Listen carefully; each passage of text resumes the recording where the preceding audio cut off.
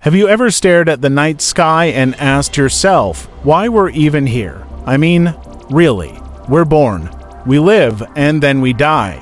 And somewhere in that tiny span of time, we try to make sense of it all. That's where nihilism comes in, the belief that life, at its core, has no inherent meaning.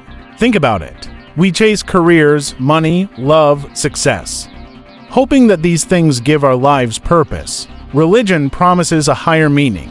Society tells us we have responsibilities and morals. But what if all of that is just a story we tell ourselves? Nihilism comes from the Latin word nihil, meaning nothing. It's the philosophical idea that there's no ultimate purpose, no cosmic plan, no universal moral code. Now, don't confuse it with laziness, pessimism, or sadness. A pessimist thinks bad things are coming. A nihilist simply thinks it doesn't matter. Good, bad, right, wrong, these are human constructs, not universal truths.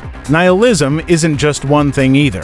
There are different ways it appears in life. Existential nihilism is the belief that life itself has no ultimate meaning. Moral nihilism argues that good and evil are just labels humans made up, with no objective reality. Political nihilism sees governments, laws, and traditions as meaningless constructs imposed by society. At first, that might sound bleak, maybe even depressing. But here's the twist: recognizing that life has no inherent meaning is also what gives you freedom. You can create your own purpose. Friedrich Nietzsche, a famous 19th century philosopher, explored this idea deeply. He famously said, "God is dead," not literally, but as a warning that traditional religion and moral systems no longer provide clear purpose. This could lead to despair, he said, but it could also be liberating.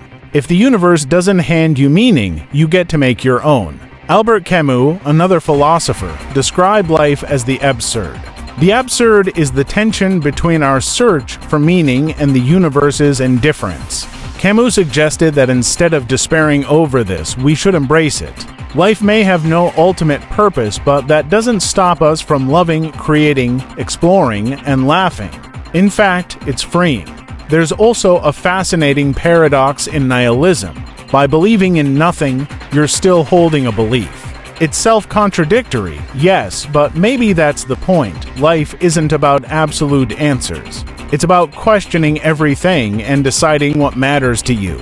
If nothing has inherent meaning, the solution isn't despair, it's creation.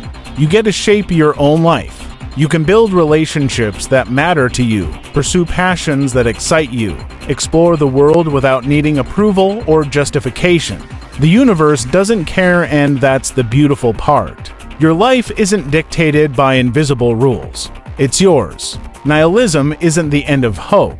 It's the start of freedom. It's uncomfortable and scary, but it also opens the door to something incredible: the ability to live life on your own terms. Joy, connection, creativity, and fulfillment aren't handed down, they're made. They're created by you, in the moments you choose to engage fully with existence. So, maybe life doesn't hand us a grand purpose. Maybe there's no cosmic plan. But that doesn't make life meaningless. It makes life ours. The universe is silent, the void is vast, and we get to fill it however we choose. In the end, life isn't about discovering meaning that was already there. It's about creating it, embracing the absurd, and living fully, knowing that the freedom to do so is one of the most profound experiences we can have.